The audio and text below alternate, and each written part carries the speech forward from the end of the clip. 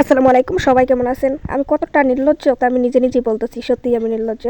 মা কতগুলা বকা দিছে, ২ দিন ধরে আমি পিঠাগুলো নাড়ি না। আর এই পিঠাগুলো আমি নানির বাড়ি থেকে বানিয়ে আনছিলাম। এতটা কষ্ট করে বানিয়ে আনছি, হাত ব্যথা হয়ে গেছে। ৩ জনে মিলে পিঠাগুলো তৈরি করছি, ৩-৪ জনে মিলে রেডি করে নিয়ে আসছি যে খালি এখানে শুকাবো, শুকিয়ে ঢাকা নিয়ে যাবো, তারপরে বাজা যাবে ভালোভাবে। আর পিঠাগুলো আমি ২ দিন ধরে রোদ দেই না। কালকে আম্মু বলছে যে আমার মনে নাই দেখে তোর মনে থাকে না। আসলে বকা খাইয়া সোজা হয়নি। তাই আজকে যাতে বকাটা শোনা লাগে, এখন দুপুর হয়ে গেছে, তারপর এখন আমি এগুলোকে বের করলাম যে রোদ দিই।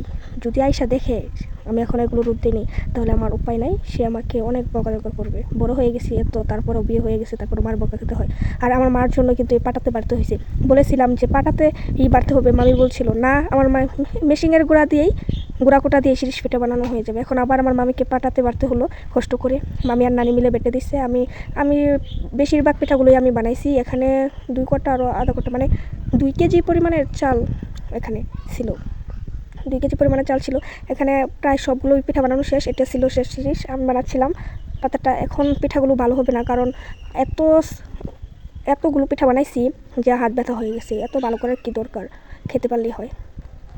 আর এখন কি আর করার, পিঠার সিজন আসলে সবাই পিঠা তৈরি করে।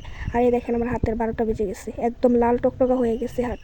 এদিকে মামিও বানাইছে, তার কুলে বাবু আছে, তাই সে কম বানাইছে, সে বেশি বেটে দিছে। আর দেখেন কতগুলো চালন হয়ে গেছে।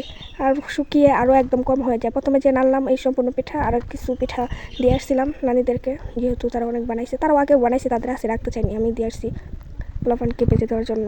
আর এগুলো পোলাপান আর বড় নাই, সবাই খেতে পারে, কিন্তু মেহনতটা কিন্তু বড়দেরই করতে হয়। পোলাপানে শুধু খেতেই পারবে হাত জায়গা শিরিষ পিঠাতে, যেরকম নকশি ওরকম তেলও লাগে এগুলো খেতে। মাশাআল্লাহ, পিঠাগুলো কতটা সুন্দর হয়েছে।